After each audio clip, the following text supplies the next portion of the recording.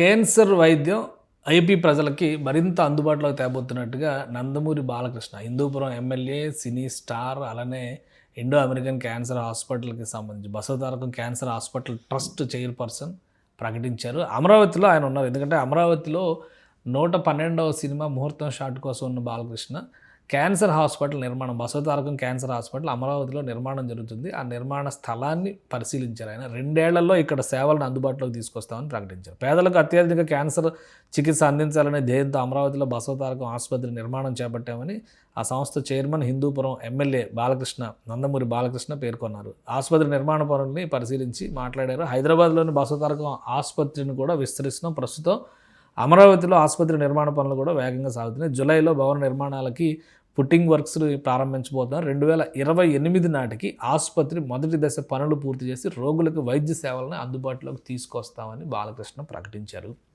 Cancer వైద్యం చాలా ఖరీదైనటువంటి వైద్యం. పేద నిరుపేద వర్గాలకు దొరకాలంటే కనుక ఇలాంటి ఆసుపత్రుల సేవలు చాలా విశేషమైనటువంటి అవసరం ఉంటుంది. ఆ క్రమంలోనే ఇప్పటివరకు మన దక్షిణ భారతదేశంలోనే క్యాన్సర్ ట్రీట్మెంట్ విషయంలో ఒక హెడ్ క్వార్టర్గా బసవతారకం ఆసుపత్రి హైదరాబాద్లో ఉన్నటువంటి ఆసుపత్రి ఉంది. 650 పడకలతో అది ఇక్కడ రన్ చేస్తున్నారు. హైదరాబాద్లోనే కాకుండా ఇప్పుడు అమరావతిలో 500 పడకల ఆసుపత్రి నిర్మాణం చేస్తున్నారు. మొదటి దశలో 500 పడకలు, తర్వాత దశలో మరొక 500, అంటే మొత్తం 1000 పడకల ఆసుపత్రి నిర్మాణం జరుగుతుందన్నమాట. ఇక్కడ 2 ఏళ్లలో నిర్మాణ పనులన్నీ పూర్తి చేస్తారు. కార్మికులు రేయింబవళ్ళు పనిచేస్తున్నారు. వర్షాల కారణంగా కొన్ని పనులు కొంత ఆటంకం అయినప్పటికీ కూడా పుట్టింగ్ వర్క్స్ అయిన తర్వాత పనులు ఇంకా వేగంగా ముందుకు సాగుతాయని బాలకృష్ణ చెప్తున్నారు. సో అంటే ప్లానింగ్ గతంలో 15 ఎకరాల్లో నిర్మాణం చేయాలనుకున్న తర్వాత మరొక 6 ఎకరాల వరకు ప్రభుత్వం కేటాయించింది. దాదాపు 21 ఎకరాల్లో సువిశాలమైనటువంటి ప్రాంగణాన్ని అమరావతిలో నిర్మిస్తున్నారు బసవతారకం క్యాన్సర్ ఆసుపత్రి కోసం.